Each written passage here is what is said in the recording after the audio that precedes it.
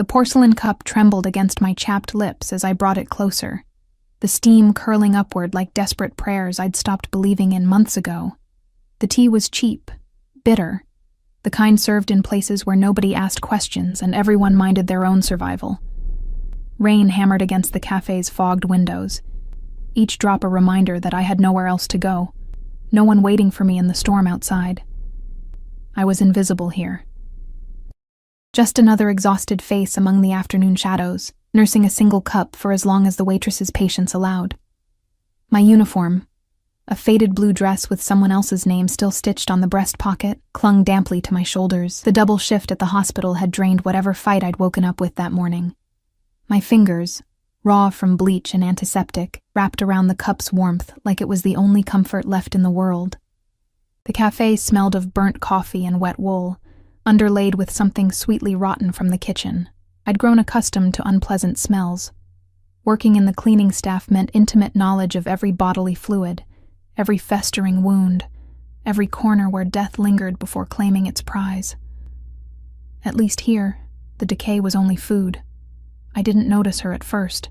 She materialized beside my table like smoke taking form, an elderly woman wrapped in a cashmere coat that probably cost more than I'd earned in 6 months. Diamonds glittered at her throat and wrists, catching the dim cafe light and throwing it back like accusations. Her perfume arrived before she did. Expensive, floral, completely out of place in this forgotten corner of the city where people like me came to disappear. May I? Her voice carried the texture of old money and older secrets.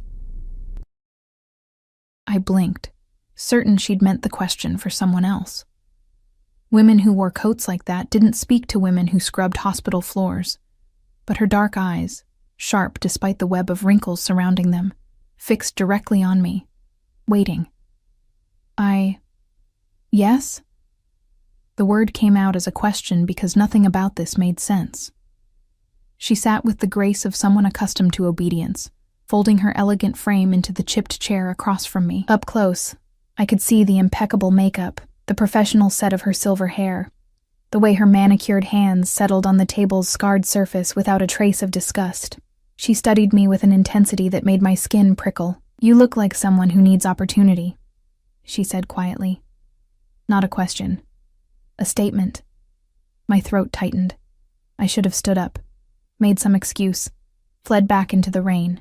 Instead, I sat frozen as her gaze traveled over my cheap uniform, my tangled hair still damp from the storm, the circles under my eyes that no amount of concealer could hide anymore. "I'm just having tea," I whispered, hating how my voice cracked. "Alone," she added, and something in that single word felt like being seen for the first time in months. A young woman, clearly educated despite her circumstances, sitting in a place like this at 3 p.m, running from something. Or someone. Heat flooded my cheeks. She couldn't possibly know about Marcus, about the debts he'd left me drowning in, about the men who'd started showing up at my apartment with questions I couldn't answer and threats I couldn't escape. "I don't know what you—" "My name is Victoria Ferrara." She let the name hang between us like a test. I'd heard that name before. Everyone had. Whispered in hospital corridors when certain patients arrived with gunshot wounds that no one reported. Mentioned in news articles that danced around the truth with careful language about prominent business families and unfortunate incidents. The Ferrara family didn't just have power. They were power, the kind that bent laws and broke people without ever appearing in court. My hand shook so badly the tea sloshed over the rim, scalding my thumb. I didn't feel it. "I don't understand why you're talking to me." Fear made my voice small, childlike. Victoria's expression softened, almost maternal, which somehow made her more terrifying. "Because I need something, and you, my dear, are drowning. I can see it in your eyes, that particular desperation of someone who's run out of options and is just waiting to go under." She wasn't wrong. The truth of it sat in my chest like a stone. "I have a son," she continued, her voice dropping lower, forcing me to lean in despite every instinct screaming to run. "Dante, he's complicated. Powerful men often are. He's also being pushed into a marriage arrangement that would be disastrous for our family, a merger with the Costello organization. Do you know what that means?" I shook my head. mute. War, she said simply. Blood in the streets. My son needs to appear unavailable, committed to someone else, someone unexpected, someone real enough that the Costellos will back away and look for alliances elsewhere. My brain struggled to process the words. I want you to pretend to be his fiancé. Victoria's smile held no warmth, only calculation. Just for a few weeks, you'll attend some dinners, be seen at his side, play the role of a woman hopelessly in love. In return, I'll pay you $50,000, enough to disappear from whatever trouble is chasing you, enough to start over. $50,000. The number exploded in my mind like a grenade. I could pay off Marcus's debts, could flee to another city, another life, become someone those men would never find, could stop flinching every time footsteps echoed behind me in the dark. Why me? I breathed. You don't know anything about me. I know enough. Victoria's hand moved across the table, her fingers cool and dry as they closed over mine. I know you're educated. I can hear it in how you speak. I know you're desperate. I can see it in how you dress. I know you're alone. No one who had anyone would be here like this. And I know you're brave, because you haven't run screaming yet. She was right about all of it. God help me. She was right. My son is difficult, Victoria continued, her grip tightening fractionally. He won't know about this arrangement at first. He'll believe you're genuine. That's essential. But he's a good man underneath everything else. He won't hurt you. I give you my word. A good man who ran an empire built on violence and fear. The contradiction should have sent me running.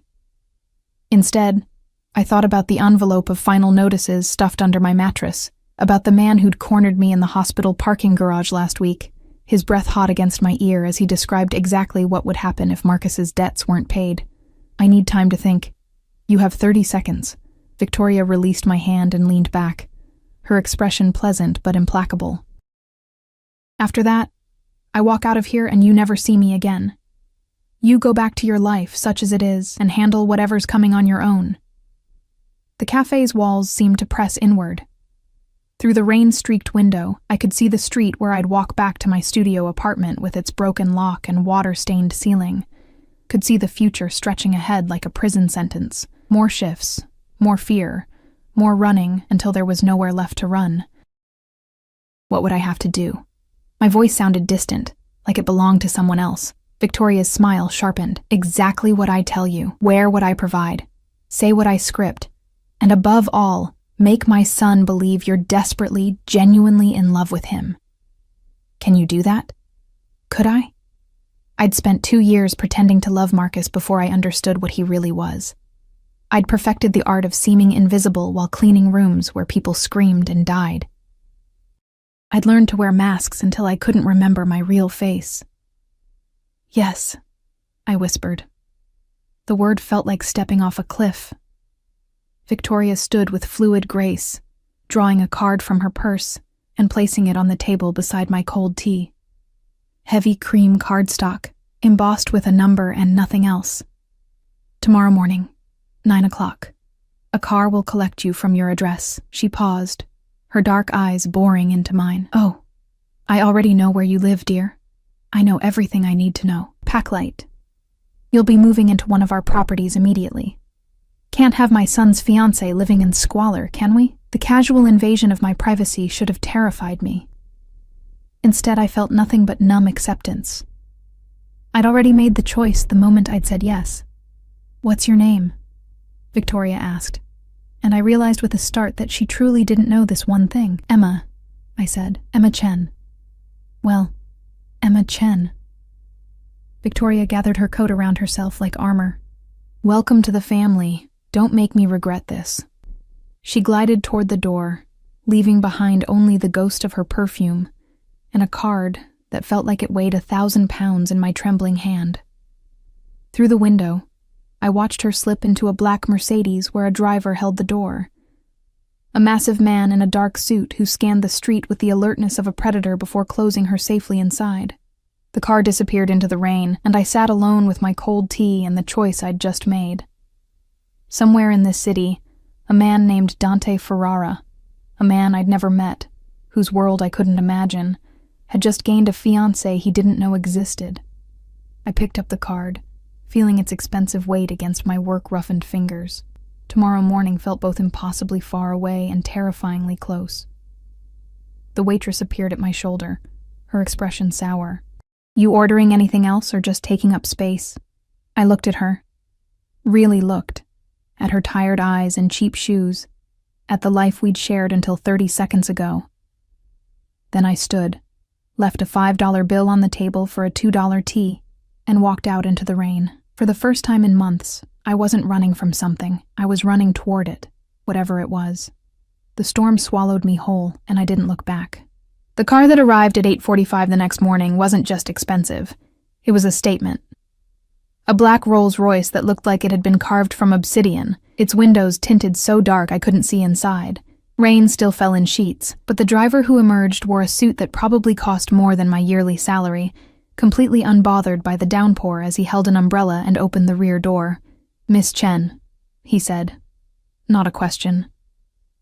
His voice carried a faint Italian accent, and his eyes, cold, assessing, swept over me, and the sad collection of my life crammed into 2 battered suitcases.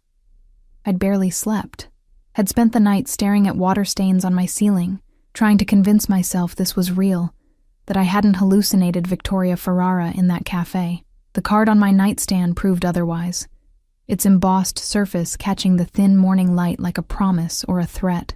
"I'm Emma," I said stupidly, then flushed. He obviously knew who I was. He took my suitcases without comment, loading them into the trunk with efficient movements. Up close, I could see the bulge of a weapon beneath his jacket. Not hidden, displayed. A warning to anyone watching. The interior of the car smelled like leather and money. I sank into seats softer than my mattress, my wet clothes immediately staining the pristine surface. A privacy screen separated me from the driver, rising silently as we pulled away from the apartment building I'd called home for 3 miserable years. I watched through the tinted windows as my neighborhood disappeared, the corner store where I bought ramen in bulk, the laundromat where I'd met Marcus, the bus stop where I waited in the cold every morning. All of it sliding away like a life that had belonged to someone else. The drive took 40 minutes, carrying me from the industrial wasteland of the city's edge into neighborhoods I'd only seen in magazines. Trees appeared, then gates, then mansions set back from manicured streets like secrets. The Rolls-Royce turned into a private drive flanked by stone walls topped with cameras that tracked our progress. The house, no, the estate, rose before me like something from a dream. 3 stories of pale stone and floor-to-ceiling windows, surrounded by gardens that somehow flourished despite the November rain, fountains, sculptures, terraces leading down to what looked like a private lake. Security personnel moved through the grounds with the casual alertness of soldiers. "We're here, Miss Chen," the driver's voice crackled through a speaker. Here, where people like me didn't belong, where every surface gleamed with wealth I couldn't comprehend. My hands twisted in my lap, fingers finding the rough skin around my nails that I'd worried raw during the sleepless night. The front door opened before I reached it. A woman in a crisp black suit waited, her silver hair pulled into a severe bun. Not Victoria. Someone harder, more angular. "I'm Mrs. Castellano, the house manager," she said, her accent thicker than the driver's. "Ms. Ferrara is waiting for you in the east drawing room. Follow me." I followed her through halls that seemed designed to make visitors feel small. Marble floors that reflected my cheap sneakers, artwork that probably belonged in museums, ceilings so high my footsteps echoed like gunshots. We passed rooms I couldn't name, each one more opulent than the last. Victoria waited in a room full of cream silk and gold accents, standing before windows that overlooked the gardens. She wore ivory today, perfectly tailored, her jewelry subtle but unmistakably expensive. When she turned, her smile was warm, but her eyes assessed me with the same calculating intensity as yesterday. "Emma. Good. You came, as if there'd been any doubt, as if I'd had any choice. We have much to do and very little time. Dante returns from Chicago tonight." My stomach dropped. Tonight? He's been handling business, a competitor who needed convincing. Victoria gestured to a chair, waited until I perched nervously on its edge. He doesn't know you exist yet. Tonight, you'll meet as if by chance. I'm hosting a small dinner party. 20 guests, all family or close associates. You'll arrive separately, be introduced as the daughter of an old friend. By the end of the evening, Dante will be intrigued. How can you be sure? My voice came out small in this enormous room. Because I know my son.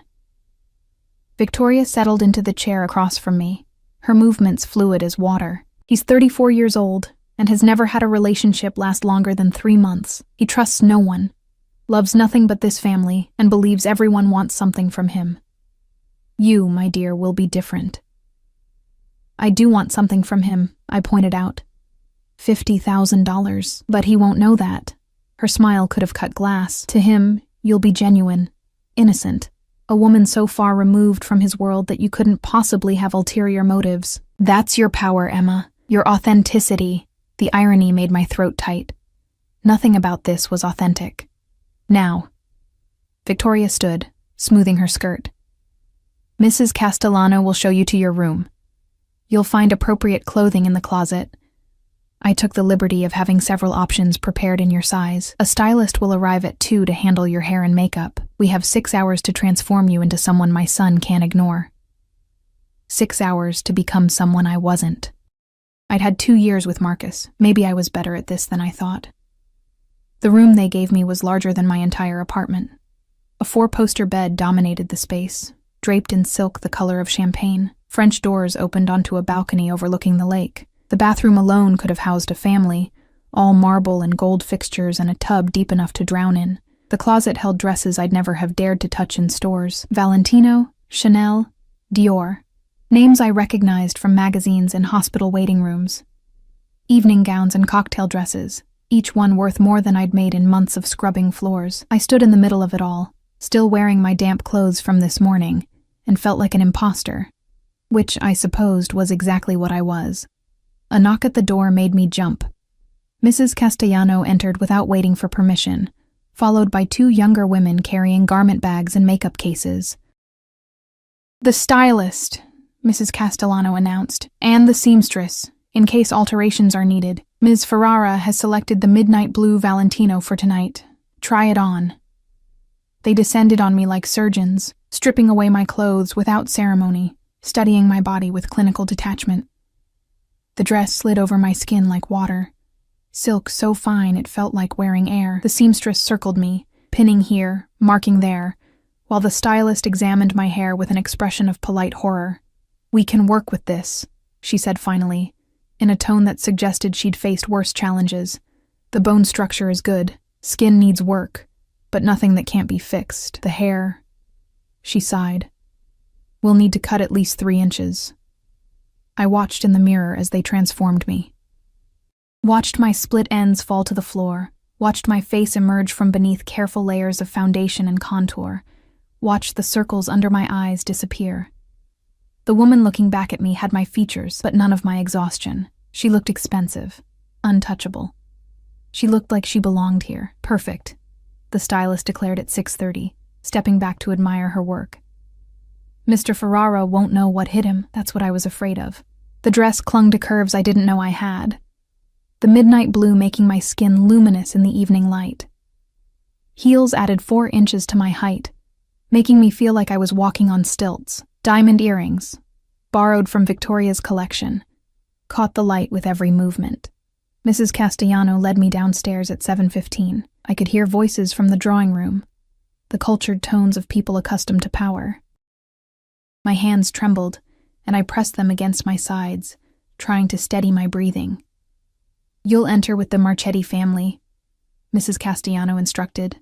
"They're old friends who actually do have a daughter your age. Stay close to Mrs. Marchetti, follow her lead. Ms. Ferrara will handle the introduction to Mr. Ferrara herself." The Marchettis arrived moments later, an elegant couple in their 60s who greeted me with warm smiles that didn't quite reach their eyes. They knew. Of course they knew. Everyone here would be part of Victoria's conspiracy, except the one person who mattered. We entered the drawing room together, and the noise hit me like a wave. 30 people, maybe more, all dressed in clothes that cost more than cars. Waiters circulated with champagne and hors d'oeuvres. Laughter rose and fell like music. But underneath it, I could feel something else. A tension, a watchfulness. These people smiled and chatted while their eyes catalogued threats. "Emma, dear." Victoria materialized at my elbow, resplendent in emerald silk. "Come, there's someone I want you to meet." She guided me through the crowd with a hand on my lower back, steering me like a ship toward a destination I couldn't see. People parted for her automatically, their conversations pausing as we passed. I felt their eyes on me, felt their curiosity like fingers on my skin. Then I saw him. Dante Ferrara stood near the windows with 3 men in dark suits, and even without Victoria's guidance, I would have known him instantly. He commanded the space the way fire commanded oxygen, absolute, undeniable. Tall, maybe 6'2", with dark hair swept back from a face that could have been carved from marble. Sharp jaw, sharper cheekbones, and eyes so dark they looked black even from across the room. He wore a suit that had been tailored to his body like a second skin, charcoal gray with a black shirt underneath. No tie, a watch that probably cost more than my life glinted at his wrist. But it wasn't the clothes or the looks that froze my breath in my lungs. It was the aura of controlled violence that surrounded him like cologne. This was a man who had killed people. I knew it the way I knew my own name, Dante. Victoria's voice carried that maternal warmth again, but firmer now, commanding. "Come meet Emma Chen. Her father and I go way back. She's just moved to the city." He turned, and the full force of his attention landed on me like a spotlight. Those dark eyes traveled over me slowly, missing nothing. The dress, the shoes, the borrowed diamonds, the way my pulse hammered visibly in my throat. His expression remained perfectly neutral, but something flickered in his gaze. Interest, maybe. Or suspicion. "Emma." His voice was deep, rough around the edges like gravel wrapped in velvet. He didn't offer his hand. "Welcome." "Thank you." I'd meant to sound confident, but it came out breathless. "Your mother has been very kind. She has her moments." The corner of his mouth lifted fractionally. Not quite a smile, but close. "What brings you to our fair city?" The lie Victoria had prepared sat ready on my tongue. A fresh start. Sometimes you need to leave everything behind to find yourself. Something in his expression shifted, became more intent. "Running from something?" My heart stuttered. "Towards something," I corrected, meeting his eyes despite the fear singing in my veins. "There's a difference." For a moment, the noise of the party faded. There was only him, only those black eyes studying me like I was a puzzle he needed to solve. Then Victoria laughed, breaking the spell. "Emma's an artist," she said smoothly. "Painting, primarily. She's looking for inspiration. Is that so?" Dante's gaze hadn't left my face. "What do you paint?" "Things that hurt," I said honestly, because some part of me needed to tell him at least one truth. Things that bleed. His smile, when it came, was slow and dangerous. "Then you've come to the right place." Dinner was an exercise in controlled chaos disguised as elegance. I sat 3 seats away from Dante, close enough to feel his presence like heat from a flame, far enough that I couldn't hear his private conversations. Victoria had orchestrated the seating with military precision, me between an elderly gentleman who spoke only Italian and a woman dripping in diamonds who asked intrusive questions with a smile. The dining room could have hosted royalty. Crystal chandeliers threw prismatic light across a table that stretched for miles, set with china so delicate I was afraid to touch it. 7 courses appeared like magic, each one a work of art I barely tasted. My stomach was too tight with nerves, too aware of Dante's eyes finding me across the table every few minutes. He didn't stare. That would have been crude. Instead, his gaze would land on me during natural pauses, when someone made a joke, when wine was poured, when the conversation lulled. Each time, I felt it like a physical touch, like fingers trailing down my spine. And each time, I forced myself not to look away, to meet those black eyes with something I hoped resembled confidence rather than terror. "So, Emma," the diamond woman purred, her accent thick as honey. "Victoria says you're an artist." How fascinating. Have you sold any pieces? The question was a trap. I could feel it in how the conversations around us quieted fractionally, in how even the elderly Italian gentleman turned to listen. A few, I lied, remembering the paintings I'd abandoned in Marcus's apartment. Angry slashes of color that meant nothing to anyone but me. Nothing significant. I paint for myself, mostly. Therapy more than commerce. Therapy. The woman's smile sharpened. How modern. And what do you need therapy for, dear? You're so young. Life, I said simply, taking a sip of wine I didn't want. Isn't that enough? Laughter rippled down the table. The woman's smile froze, caught between amusement and insult. But from the corner of my eye, I saw Dante's mouth curve. A real smile this time, brief as lightning but unmistakable. The meal continued. Conversation swirled around me in English and Italian, sometimes switching mid-sentence as if to exclude outsiders. I caught fragments, mentions of shipments and territories, of names spoken with respect or contempt, of money moving in shadows. This wasn't just a dinner party, it was a strategy session disguised as social niceties. When dessert arrived, something elaborate involving chocolate and gold leaf, Victoria rose with her wineglass. "A toast," she announced, her voice cutting through the noise. The room fell silent instantly, every face turning toward her. To family, to loyalty, and to new beginnings. Her eyes found mine across the table, and I understood. This was the moment, the announcement. But before Victoria could continue, Dante stood. The movement was casual, but it commanded attention, the way a gun being cocked commanded attention. Everyone froze. "To my mother," he said, his voice carrying that rough edge that made my pulse skip. "Who always knows exactly what she's doing, even when the rest of us don't." His gaze locked on mine as he said it, and something in those black eyes told me he knew. Not everything, maybe, but enough to be suspicious, enough to be dangerous. I raised my glass with everyone else, the crystal trembling against my lips as I drank. The wine tasted like ashes. After dinner, the party migrated to a terrace overlooking the gardens. Heaters fought against the November chill, creating pockets of warmth among the cold. I stood at the stone railing, grateful for a moment alone, watching rain-heavy clouds obscure the stars. Running away again? His voice came from directly behind me, close enough that I could smell him, expensive cologne layered over something darker, earthier. Gunpowder, maybe. Danger, definitely. I turned to find Dante less than 2 feet away, his suit jacket abandoned somewhere inside, sleeves rolled to reveal forearms corded with muscle and marked with scars. He held 2 glasses of cognac, offering one without asking if I wanted it. "Just getting air," I said, accepting the glass because refusing felt more dangerous than accepting. "You don't like crowds." Not a question. He leaned against the railing beside me, close enough that our shoulders almost touched.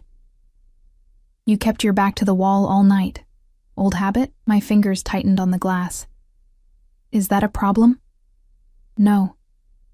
He took a slow sip, his eyes on the dark gardens. "Just interesting. Most women who attend my mother's dinners are performing, smiling too much, laughing too loud, making sure everyone knows they're here. You looked like you wanted to disappear. Maybe I did. Then why come? Because your mother is paying me $50,000 to lie to you? Because I'm drowning in debts to men who'll kill me if I don't pay? Because I had no other choice? Your mother invited me," I said instead. It seemed rude to refuse. He laughed, a low, dark sound that raised goosebumps on my arms. "My mother is many things, but she's never just polite. If she invited you, she has a reason. The question is whether you know what it is." I met his eyes, forcing myself to hold that black gaze even as my heart hammered. Does everything have to have a hidden reason? Maybe she just wanted to be kind. "Nothing in my world is kind, Emma." He turned fully toward me, and suddenly the 2 feet between us felt like inches. "Everything has a price. Everyone wants something. You'll learn that soon enough if you stick around." "Maybe I won't stick around. You will." He said it with absolute certainty, reaching out to tuck a strand of hair behind my ear. His fingers brushed my cheek, calloused, warm, gone before I could react. Because you're running from something worse than what you'll find here. I can see it in your eyes, that fear that has nothing to do with me. He was too close to the truth. I took a step back, putting space between us, trying to control my breathing. You don't know anything about me. I know you're lying about being an artist. His smile held no humor. Your hands are too rough, scarred from work. Manual labor, probably. And your shoes, the ones you wore this morning when you arrived, were medical clogs. So either you're a doctor playing dress-up or you work in a hospital. Which is it? Ice flooded my veins. He'd seen me arrive. Had paid attention to details I didn't think anyone would notice. Cleaning staff, I admitted, because lying seemed pointless now. I scrubbed floors. Or I did, until yesterday. And now? Now I don't know what I am. The honesty surprised us both. Dante studied me for a long moment, something shifting in his expression. The predator scenting uncertainty, maybe, or something else I couldn't name. My mother told you to lie to me, he said quietly. About the painting, about your father. What else did she tell you to lie about? Everything. The word escaped before I could stop it. Raw and true. His laugh this time was softer, almost admiring. At least you're honest about your dishonesty. That's rare. He straightened, draining his cognac in one swallow. Here's what's going to happen, Emma. You're going to tell me exactly why my mother brought you here. And then I'm going to decide whether to let you stay or have my men escort you off the property. You have 30 seconds. The same time frame Victoria had given me in the cafe. These people dealt in ultimatums the way normal people dealt in pleasantries. She wants me to pretend to be your fiancé, I said, the words tumbling out in a rush. To stop some marriage arrangement with the Costello family. She's paying me $50,000 to play the role for a few weeks, to make it look like you're already committed to someone else. Silence. Long enough that I started to shake, certain I'd just signed my own death warrant. Then Dante threw his head back and laughed. Really laughed. The sound echoing across the dark gardens. When he looked at me again, his eyes held something wild and terrifying. Of course she did. He shook his head, still smiling. God, she's brilliant. Insane, but brilliant. You're not angry? Oh, I'm furious. But he didn't sound it. He sounded delighted. But not at you. You're just a pawn, aren't you? She found you somewhere, desperate and drowning, and offered you exactly enough money to make you gamble with your life. Yes, I whispered. And if I told you to leave right now, where would you go? Back to the apartment with the broken lock. Back to the men with questions and fists. Back to a life that was killing me slowly. Nowhere good. No, he agreed, nowhere good. He stepped closer again, and this time I couldn't retreat. The railing was at my back. His hand came up to cup my jaw, tilting my face toward the light spilling from the house. Here's what's actually going to happen. You're going to stay. You're going to play the role my mother hired you for. But you're going to do it knowing that I know the truth, no more lies between us. Understand? His thumb brushed across my lower lip. The touch electric and terrifying. Why? My voice came out hoarse. Why keep me here if you know it's fake? Because my mother is right about the Costello arrangement. It would be a disaster. And because having a fake fiancé I can control is more useful than a real relationship I can't. His smile turned sharp. And because you interest me, Emma Chen. You're terrified, but you're not running. You're lying, but you told me the truth when it mattered. I want to see what else you're hiding. Before I could respond, the terrace doors opened. Victoria appeared, her expression serene, though her eyes sharpened when she saw how close Dante stood to me. There you are, she said lightly. People are asking for you, darling. And Emma looks cold. Perhaps you should get her a wrap. Emma's fine. Dante didn't move, didn't stop touching my face. Aren't you, Cara? The Italian endearment dripped with irony, but something about hearing it in his rough voice made heat pool in my stomach. I'm fine, I echoed. Good. He finally stepped back, his hand falling away and leaving my skin cold. Then let's give them a show. He took my hand, the first time he'd touched me beyond that brief caress, and led me back inside.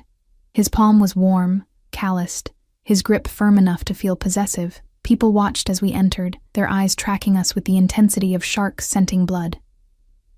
Dante pulled me close, his arm sliding around my waist in a gesture that looked casual but felt like a brand. He leaned down, his lips brushing my ear as he whispered, "Smile like you love me. Convince them. Because if they don't believe it, this whole house of cards falls apart and you're the one who'll pay the price." I smiled. God help me. I smiled like my life depended on it. Because it did. The party ended past midnight. Guests departed in a steady stream of expensive cars and dangerous promises, each one stopping to congratulate Dante and me with knowing looks. Word had spread through the gathering like wildfire. The Ferrara heir had finally found someone. The alliance with the Costellos was dead before it started. I stood beside Dante in the foyer, playing my role, accepting kisses on both cheeks from women who could order my death with a phone call. His hand never left my waist, his thumb tracing absent patterns against my hip through the silk of my dress. When the last guest finally left, Victoria turned to us with triumph glittering in her eyes. "Perfect," she declared. "Absolutely perfect. Emma, you were magnificent." "She was adequate," Dante corrected, but his tone held a thread of amusement. "Though we'll need to work on her poker face. She looked terrified every time someone asked about our engagement." "We're not engaged," I pointed out weakly. "We are now." He released me finally, stepping away to pour himself a drink from the bar cart. My mother made sure of that. "By morning, every family in the city will know I'm off the market. Congratulations, Emma. You just became the most valuable piece on the board." The words should have felt like victory. Instead, they felt like a noose tightening. Victoria kissed my cheek, squeezing my hand. "Get some rest, dear. Tomorrow, we begin your real education. If you're going to be a Ferrara, even temporarily, you need to learn how to survive in our world." She swept away, leaving me alone with Dante in the cavernous foyer. He swirled his whiskey, watching me over the rim of his glass. "Scared yet?" he asked. "Terrified." "Good. Fear keeps you sharp." He drained the glass, set it down with a sharp click. "Go to bed, Emma. Things get more complicated from here." I fled toward the stairs, feeling his eyes on me the whole way. Behind me, I heard him laugh, soft, dark, and utterly without mercy. I'd made a deal with the devil's mother. Now I belonged to the devil himself. Morning arrived with a knock that felt like an invasion. I dragged myself from dreams thick with dark eyes and dangerous smiles to find Mrs. Castellano standing in my doorway, her expression disapproving as she took in my tangled hair and the borrowed nightgown twisted around my body. "Mr. Ferrara requests your presence at breakfast," she announced. "You have 20 minutes." The door closed before I could respond. I stumbled to the bathroom, my reflection a disaster, makeup smudged, lips swollen from anxious chewing, eyes haunted. The girl from last night had vanished, leaving behind the exhausted fraud I actually was. Somehow I made myself presentable in 15 minutes. Simple black pants and a cream sweater from the closet, minimal makeup, hair pulled into a low ponytail. When I descended the stairs, my legs felt like water. Dante sat alone in a breakfast room flooded with morning light, reading something on his phone with an expression of cold concentration. He'd changed from last night's formal wear into dark jeans and a black Henley that clung to his frame, revealing the kind of physique that came from violence, not Jim's. A leather holster crossed his shoulders, gun visible, deliberate. "Sit." He didn't look up, gesturing to the chair beside him rather than across. I sat, hyper-aware of his proximity, of the way he smelled like coffee and something darkly masculine. Staff appeared immediately with food I didn't remember ordering. Espresso, fresh pastries, fruit cut into perfect cubes, eggs prepared exactly how I liked them. How did they... I pay attention. He finally looked at me, those black eyes tracking over my face. "Last night you picked at everything except the fish course. You drank white wine but left the red untouched. You take your coffee black with 1 sugar. Should I continue?" Heat crept up my neck. That's unsettling. That's survival. He set down his phone, giving me his full attention. It felt like standing in a spotlight. In my world, details matter. The wrong drink at the wrong meeting gets people killed. So I notice everything, especially about people who interest me. "I'm a hired actress. I can't possibly interest you." His smile could have cut diamond. "You told me the truth when lying would have been safer. That interests me very much." He reached out, his fingers catching my chin, turning my face toward the light. And you're afraid of me, but you're still here. That's either very brave or very stupid. Probably stupid, I whispered. Probably. He released me, returning to his coffee. Eat. We have a busy day. Doing what? Teaching you how to stay alive. He said it casually, like discussing the weather. You're going to be seen with me in public. That makes you a target for every rival family, every ambitious soldier looking to make a name, every enemy I've accumulated in 15 years of running this organization. You need to know how to spot danger, how to move through crowds, how to... I didn't agree to this. The words burst out before I could stop them. Your mother hired me to attend dinners, not to... My mother hired you to play a role. His voice dropped to something dangerous, something that made my survival instincts scream. I'm telling you, the role just got more complicated. You want the 50,000? You earn it. That means learning the rules of my world fast enough that you don't get yourself killed in the process. And if I refuse? The silence stretched like pulled wire. Dante set down his cup with careful precision, the small sound somehow more threatening than a shout. Then you walk out that door right now and I won't stop you. He leaned back, arms crossed, utterly relaxed. But the men who are looking for you, the ones collecting Marcus Reeves's debts, they'll find you by tomorrow. They're very good at their job, and what they'll do to you before they kill you will make anything I could do seem like mercy. My blood turned to ice. How do you know about Marcus? I know everything about you, Emma. He pulled out his phone, swiping through screens before turning it toward me. Photos appeared. My apartment building, the hospital where I worked, my employee badge photo looking young and hopeful. Marcus Reeves, your boyfriend of 2 years, small-time drug dealer who thought he was smarter than he was, borrowed money from the Volkov crew to expand his operation, then got himself arrested before he could pay it back, left you holding a debt of $93,000 that you can't possibly pay. Each word hit like a fist. I couldn't breathe. The Volkovs sent collectors 3 weeks ago, Dante continued, merciless. They'll give you another week, maybe 2 before they escalate, then they'll hurt you in ways that make you wish they'd just killed you, unless I do what you say. The chair scraped as I stood, fury burning through fear. You're blackmailing me. Your mother offered me a choice and you're taking it away. I'm giving you reality. He stood too, closing the distance between us in 2 strides. My mother lives in fantasies where you attend parties and smile, and everything works out perfectly. I live in the world where people die for being stupid. If you're going to wear my ring, fake or not, you do it my way, or not at all. I never agreed to wear your ring. You agreed the moment you took my mother's money. His hand shot out, catching my wrist before I could retreat. Not painful, but inescapable. That money is in your account right now. Check your phone.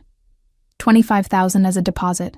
The rest when the job is done. You're bought and paid for, Kara. The only question is whether you're smart enough to survive it. I yanked my arm free, hating the tears burning behind my eyes. I hate you.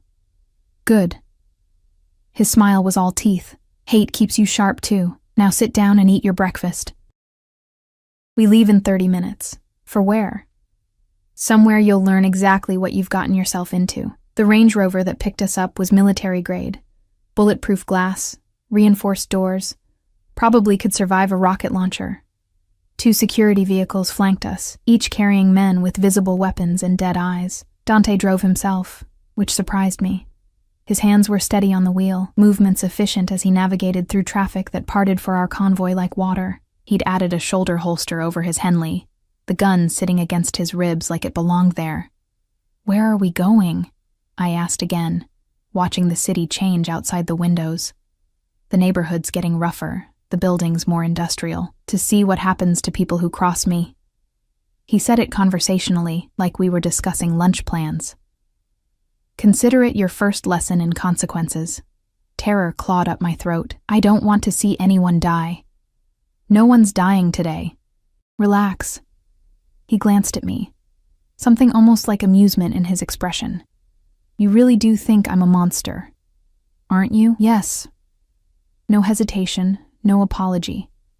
But I'm a monster with rules. I don't kill innocent people. I don't hurt children. I don't traffic in anything that exploits the helpless. Beyond that, he shrugged. I do what needs to be done to protect my family and my business. If that makes me a monster, so be it. We pulled up to a warehouse district, all rusting metal and broken windows. The security detail moved first, sweeping the area before opening Dante's door. He stepped out with the casual confidence of someone who owned every inch of ground he walked on. Come on. He held out his hand to me. I took it because refusing felt more dangerous. His fingers closed around mine, warm and calloused, and he pulled me close as we walked toward the largest warehouse. The door opened before we reached it. More guards, more guns, more violence waiting just beneath the surface. Inside, the space had been converted into something between a gym and a torture chamber. Boxing rings, weight equipment, and in the far corner, 3 men bound to chairs with duct tape. Those are the collectors who came after you, Dante said quietly, his breath warm against my ear. The Volkov crew. Recognize them? I did.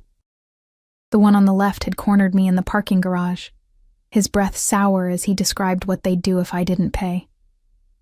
The middle one had shown up at my apartment, breaking the lock I couldn't afford to fix, the right one I'd never seen before. But his eyes held the same dead cruelty as his companions. What are you going to do to them? My voice came out strangled. Nothing. You are. He turned me to face him, both hands on my shoulders now. You're going to tell them that you're under my protection now, that Marcus Reeves's debts died with him, and if they come near you again, they'll answer to me. Can you do that? My throat closed. The men were watching us, recognition dawning in their eyes as they understood who held their leashes now. Emma. Dante's voice sharpened. You need to do this. Not because I'm telling you to, but because if you don't, they'll never believe you're mine. They'll see you as weak, as someone they can still hurt. You need to claim your power here, understand? I didn't understand anything except that I was drowning, and he was the only thing keeping my head above water. I walked toward the bound men on legs that didn't feel like my own. The parking garage man sneered. Look who got herself a sugar daddy. That's not gonna save you, bitch. You still owe... She owes you nothing. Dante's voice cracked across the warehouse like a whip. The debt is erased. You have a problem with that. You take it up with me. Volkov won't like this, the apartment man spat. Then tell Volkov to call me directly. Dante moved to stand behind me, his hands settling on my waist possessively. This woman is mine. Anyone who touches her, threatens her, or even looks at her wrong answers to me personally. Are we clear? The words should have made me feel like property. Instead, something twisted in my chest, a strange mix of fear and safety, of being claimed and protected in the same breath. Say it, Dante murmured against my ear. Tell them you're mine. Make them believe it. I lifted my chin, forced steel into my spine. I'm with Dante Ferrara now. Stay away from me. The words felt like power and surrender braided together. Dante pressed a kiss to my temple. Brief, possessive, utterly for show. Good girl. Then to his men. Let them go. Send them back to Volkov with the message. Anyone who touches what's mine gets buried. The guards cut the men loose. They stumbled out, fury and fear warring in their expressions. But not one of them looked back at me. I wasn't prey anymore. I was poison. When the warehouse emptied, leaving just Dante and me among the equipment and echoing space, my legs finally gave out. I sank onto a bench, shaking so hard my teeth chattered. You did well. Dante crouched before me, eye level now, his expression almost gentle. I know that was terrifying, but you needed to see, needed to understand what protection costs in my world. Those men will spread the word. By tonight, every crew in the city will know you're untouchable. Because I'm yours. Bitterness coated the words. Because you're smart enough to choose survival over pride. He stood, offering his hand again. Come on, next lesson. There's more? His smile held dark promise. We're just getting started, Kara. The next stop was a boxing gym in a better part of town. Still rough, but functional. Dante led me to a private room in the back where a woman waited. She was maybe 40, compact and muscled, with scars crossing her knuckles and a gaze that assessed me like a weapon. This is Katya, Dante said. She's going to teach you how to fight. I don't need to know how to fight. Yes, you do. He was already moving toward the door. 2 hours, every day, until you can at least throw a punch that won't break your thumb. Katya, be gentle. She's useless if you break her. Wait. But he was gone, the door closing behind him with terrible finality. Katya smiled, all teeth. Don't worry, princess. Pain is just weakness leaving the body. The next 2 hours were agony. She taught me how to stand, how to move, how to hit. My knuckles split on the bag, my shoulders screamed, my lungs burned. Again! Katya barked each time I thought I couldn't continue. Your life depends on this. Again! When Dante returned, I was covered in sweat, bleeding from a split lip where I'd bitten down too hard, every muscle in my body shaking with exhaustion. Better, he said approvingly, tossing me a towel. Same time tomorrow. I can't. You can. You will. He pulled me to my feet, steadying me when I swayed, because the alternative is being helpless. And you're done with that now, aren't you? I was. God help me, I was. Yes, I whispered. His smile was approving, almost proud.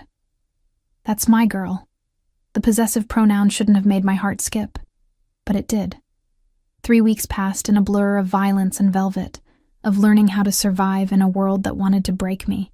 Every morning, Katya beat the weakness out of me in the boxing gym. Every afternoon, Victoria taught me which fork to use and which smile to wear. Every evening, Dante took me to dinners and meetings where men with dead eyes assessed me like livestock, trying to find the cracks in our performance. I learned to stand close enough to him that his cologne became familiar, to let his hand rest possessively on my lower back, to laugh at his dry observations and meet his dangerous smiles with ones of my own. I learned the names of his enemies and the faces of his allies. I learned which rooms in the estate were safe, and which doors stayed locked for reasons no one would explain. I learned that Dante Ferrara was both exactly what I'd feared and nothing like I'd expected. He was ruthless. I watched him destroy a business rival with 3 phone calls and a smile that never reached his eyes. He was violent. I saw the bruises on his knuckles after a meeting that went badly, saw the cold satisfaction in his expression when he returned. But he was also careful with me in ways that made no sense. He never raised his voice, never touched me roughly except in public when the act demanded it. And every night, he asked the same question before I retreated to my room. Are you okay? As if my answer mattered, as if I was more than just a bought performance. The ring appeared on the 4th week. I woke to find a velvet box on my breakfast tray, the morning sun making it glow like a promise or a threat. Inside sat a diamond that could have funded a hospital wing, emerald cut, flawless, set in platinum with smaller stones circling it like worshippers around a shrine. Do you like it? Dante's voice came from the doorway. He leaned against the frame in worn jeans and a t-shirt, looking too casual for a man who'd probably killed someone yesterday. It's terrifying, I admitted, staring at the ring like it might bite. Good answer. He crossed the room, taking the box from my trembling hands. We're going public today, lunch at Cipriani, where everyone who matters will see us. You'll wear this, and I'll make sure every photographer in the city captures it. Why now? Because the Costellos are getting desperate. He removed the ring, reaching for my left hand. I let him take it, watched his scarred fingers slide the platinum band onto mine. It fit perfectly, because of course it did. He noticed everything. Their daughter was supposed to marry me, merge our territories. Instead, I'm engaged to a nobody from nowhere. It's an insult they can't ignore, so they'll come after me, not a question. I'd learned enough to know how this worked. They'll try. His thumb brushed across the ring, the gesture almost tender. But I don't lose what's mine, Emma. Fake or not, you wear my ring. That makes you untouchable. The word echoed what he'd told the Volkov collectors, but something in his voice made it sound different now. More real. More dangerous. We should get ready, I said, pulling my hand back. The ring felt like it weighed 1,000 pounds. Can't keep the photographers waiting. His eyes narrowed, reading something in my expression I didn't want him to see. You're getting good at this. Almost like you're not pretending anymore. Everything's pretending, I said. But we both knew it was a lie. Cipriani was exactly the kind of place where power lunched, all marble and mahogany, with prices that required asking and service so attentive it felt like surveillance. We arrived in the Rolls-Royce, security trailing at a discreet distance, and the maitre d' practically genuflected as he led us to a corner table that put us on display while protecting Dante's back. The ring caught every light in the room, impossible to miss. Within minutes, phones appeared at nearby tables, not to call, but to photograph. By the time our water arrived, Ferrara engaged was probably trending. Smile, Dante murmured, reaching across the table to take my hand. Look besotted. You're madly in love with me, remember? Hard to forget when you remind me every 5 minutes. His laugh was genuine, warm enough that several nearby diners glanced over. There she is, the real Emma, not the terrified girl from the cafe. I was wondering when she'd show up. Maybe she's been here all along and you just weren't paying attention. Oh, I'm always paying attention to you, Kara. His thumb traced circles on my palm, the touch sending electricity up my arm. Every time you bite your lip when you're nervous. Every time you touch your neck when you lie. Every time you look at me like you can't decide if you want to kiss me or kill me. Heat flooded my face. I don't. You do. He leaned forward, his voice dropping to something intimate, meant only for me despite the watching crowd. And here's the thing that terrifies you, Emma. I look at you the same way. Before I could respond, a commotion at the entrance shattered the moment. 3 men strode in, expensive suits, cold eyes, radiating threat. The restaurant fell silent, the kind of quiet that preceded violence. Costello, Dante said quietly, his entire demeanor shifting. The warmth vanished, replaced by something predatory, right on schedule. Dante. I gripped his hand, fear spiking through me. What do we do? We finish our lunch. He raised his voice, addressing the approaching men with casual disdain. Gentlemen, you're interrupting a private moment.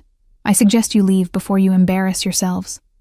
The lead man, silver-haired, distinguished, with a smile like a shark, stopped at our table.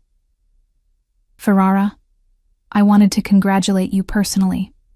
Such a surprising engagement. Surprising? Dante's smile could have cut glass. Only to people who assumed they had a claim on my future.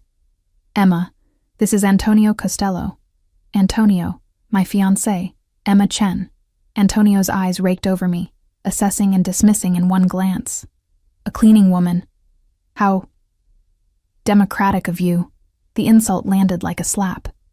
Beside me, I felt Dante tense, violence coiling in his frame. Careful, Antonio. His voice dropped to a lethal whisper.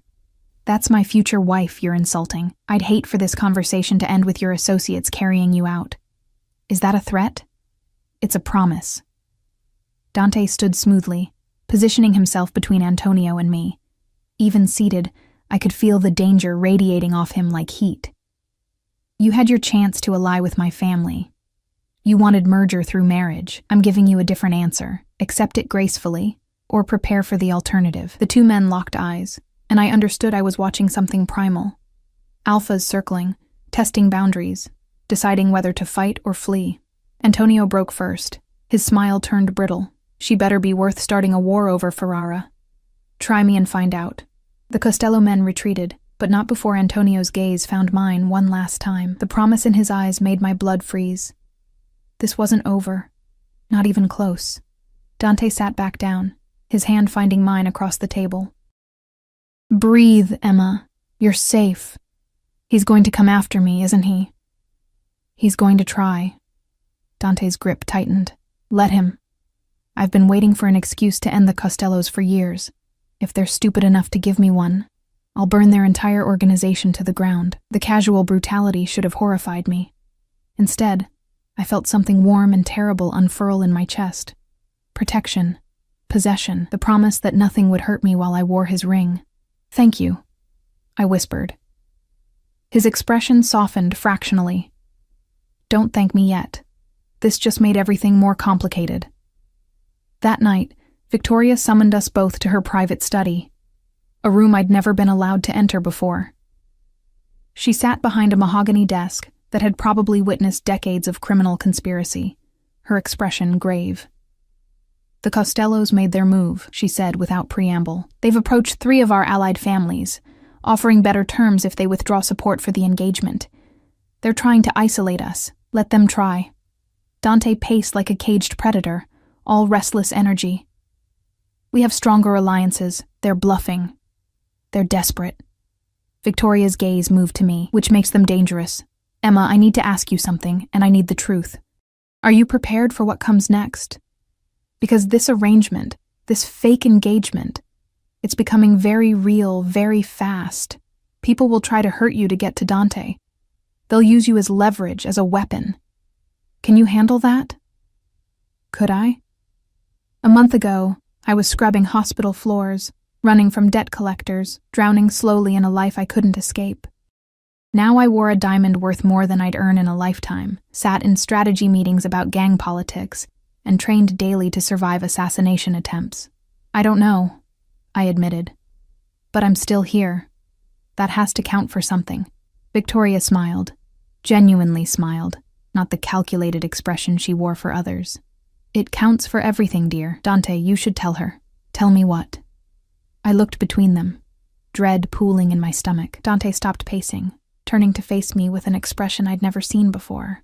Vulnerable, almost uncertain. My mother didn't find you by accident in that cafe, he said quietly. She'd been watching you for 2 weeks. Ever since Marcus Reeves died in police custody and left you drowning in his debts. The room tilted. Marcus is dead? Overdose. 3 weeks before my mother approached you. Dante moved closer, his voice gentle in a way that made my chest ache. She knew about the Volkov collectors, knew you were desperate. But she also knew something else. Marcus Reeves stole from me, Emma. He was one of my low-level dealers who decided to skim product and money. I was planning to handle him personally when he got himself arrested. So this whole thing... My voice broke. You were what? Getting revenge on me for what Marcus did? No. He crouched before my chair, eye level now, his hands finding mine. My mother brought you into this to save her son from a bad marriage. But I kept you here for a completely different reason. Because the first time I saw you, really saw you, not just the girl in the expensive dress, I saw someone fighting to survive. Someone who refused to break even when everything told them to give up. Someone who reminded me of myself. Before this life hardened all the soft edges. Dante, let me finish. His grip tightened. This started as theater. A performance to fool my enemies and protect my family, but somewhere between teaching you to fight and watching you navigate my world without losing who you are, it stopped being fake. At least for me. My heart hammered against my ribs. What are you saying? I'm saying the ring on your finger isn't pretend anymore. I'm saying I want you to stay. Not as a hired actress, but as my actual fiancé. My future wife. My partner.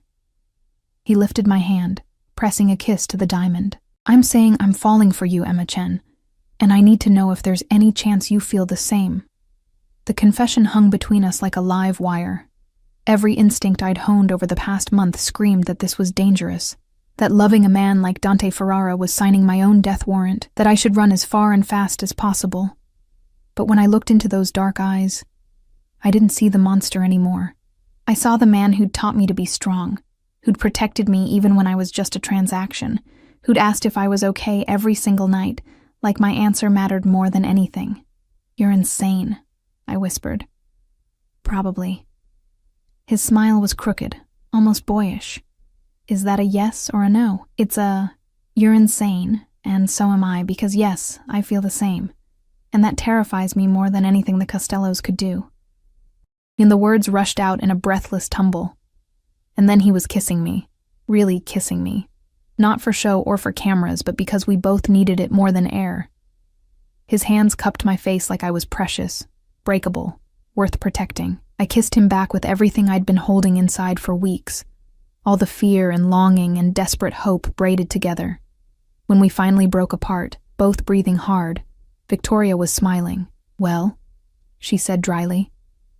I suppose we'll need to plan an actual wedding now. 6 months later, I stood in a garden blooming with impossible flowers, wearing a dress that cost more than my old life, surrounded by people who could order deaths between courses. The sun broke through clouds that had threatened rain all morning, turning everything golden and surreal. Dante waited for me at an altar woven from white roses and Italian cypress. He wore a tuxedo that fit like sin, his dark hair swept back, and when he saw me walking toward him, his expression cracked open into something raw and real. I still trained with Katya every morning, still attended Victoria's etiquette lessons, still learned the names of enemies and the faces of friends, but now I did it as Emma Ferrara, not Emma Chen, the cleaning woman playing dress-up. The Costellos had tried once to make good on Antonio's threat. They'd sent men after me outside a charity gala. Dante had put 3 of them in the hospital, and the rest in the ground. The message was received. No one touched what belonged to Dante Ferrara. As I reached him, he took my hands, and I felt the calluses we'd both earned. Mine from boxing, his from holding power through force. We were a matched set of beautiful violence, of survival against impossible odds. "You look terrified," he murmured, echoing words from another lifetime. "Good," I replied, using his own philosophy against him. "Fear keeps me sharp." His laugh was low and warm, meant only for me. "That's my girl." The ceremony blurred. Words in English and Italian, promises that felt both sacred and dangerous, rings that marked us as permanently, irrevocably bound. When the priest finally told Dante to kiss his bride, he pulled me close with a possessiveness that would never soften, would never apologize for claiming me completely. "Mine," he whispered against my lips. "Yours," I agreed. "But you're mine too. Don't forget it." "Never, cara mia, never." We kissed while our combined families, blood and chosen, legal and criminal, erupted in applause. Somewhere in the crowd, Victoria dabbed at her eyes with a handkerchief, probably already planning how to use this union to expand the family's reach. But for this moment, this one perfect moment, I let myself forget about territories and alliances, and the violence that would always shadow our lives. For now, there was only Dante's arms around me, his heart beating against mine, and the impossible truth that I'd walked into a cafe drowning and emerged engaged to the most dangerous man in the city. The reception lasted until dawn. We danced until my feet ached, ate food I didn't taste, accepted congratulations from people who'd kill us if circumstances changed, and when Dante finally pulled me away, sneaking us out through a side garden while everyone else was distracted, I went willingly. "Where are we going?" I asked, laughing as he tugged me toward the waiting car. "Away." He opened the door, bundled me inside. "Somewhere no one can find us for at least a week. Somewhere I can have you all to myself without my mother scheduling our every breath." Scandalous. But I was already leaning into him, already letting his warmth erase the last of my fear. He kissed my temple, my cheek, finally my lips. "You regret this yet?" I thought about the girl in the cafe, alone with cheap tea and cheaper dreams, thought about the path that had led from scrubbing hospital floors to wearing diamonds and a wedding dress. Thought about all the ways this could go wrong, all the dangers that waited outside our temporary sanctuary. "Not even a little," I said honestly. "Good." His smile was pure wickedness and pure devotion braided together. "Because you're stuck with me now, Mrs. Ferrara. No returns, no refunds. I'll take my chances." The car pulled away from the estate as the first rays of true morning broke across the horizon. Behind us, our wedding slowly wound down, a celebration of alliance and power and criminal enterprise disguised as love. But inside this car, wrapped in Dante's arms with his ring on my finger and his promises in my heart, it wasn't disguised at all. It was real. Terrifying and dangerous, and absolutely real. And I wouldn't have changed a single moment. The rain that had threatened all day finally began to fall, soft and gentle, washing away the girl I'd been and baptizing the woman I'd become. Dante pulled me closer, murmuring Italian endearments I was slowly learning, promising protection and possession in the same breath. I closed my eyes and let myself believe in fairy tales, the dark kind, where the princess saves herself and claims the monster as her own, where happily ever after comes with a body count, and the knowledge that love in this world is fought for, bled for, survived. We drove into the morning, leaving behind everything except each other. It was enough. It was everything.